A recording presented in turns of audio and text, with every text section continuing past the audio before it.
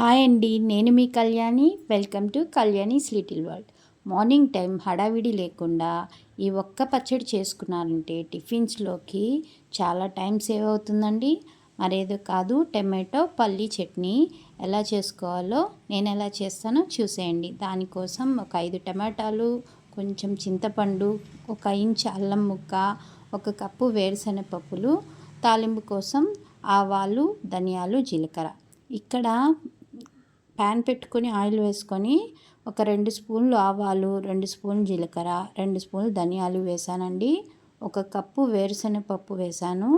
1 inch అల్లం ముక్కని ఇలా తురుముకొని వేసాను. ఇవన్నీ కొంచెం ఫ్రై అయ్యాక ఒక 10 పచ్చిమిరపకాయలు, ఒక 10 ఎండుమిరపకాయలు కూడా వేసుకున్నాను.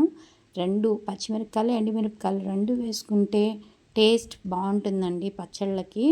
అవి వేపుకొని పక్కన పెట్టుకొని ఇప్పుడు అదే నూనెలో మనం తీసుకున్న టమాటాల ముక్కలు, కొంచెం చింతపండు తీసుకున్నాం కదండి, ఆ చింతపండు, కొంచెం కల్లుప్పు వేసుకొని బాగా మగ్గనివ్వాలి. ఇలా బాగా టమాటా మెత్తబడిపోవాలి. చల్లారాక మిక్సీకి వేసుకుంటాం. దీనిలో వాటర్ ఏం యాడ్ చేయొద్దండి. ఈ టమాటా గుజ్జుతోనే బాగుంటుంది పచ్చడి. ఇలా మెత్తగా చేసుకొని దీనికి తిరగమత పెట్టుకుందాం. అదే బాండెట్లో ఒక 2 స్పూన్లు ఆయిల్ వేసుకొని ఆవాలు, మినపప్పు, పచ్చిశనగపప్పు, కరివేపాకు వేసుకొని కొంచెం వేగాక ఆపేసుకొని ఈ పచ్చడి పప్పులో కలిపేసుకోవడమేనండి.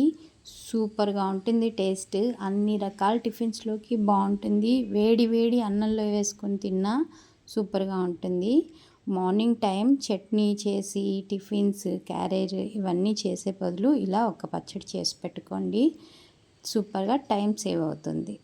ఓకే అండి, బాయ్.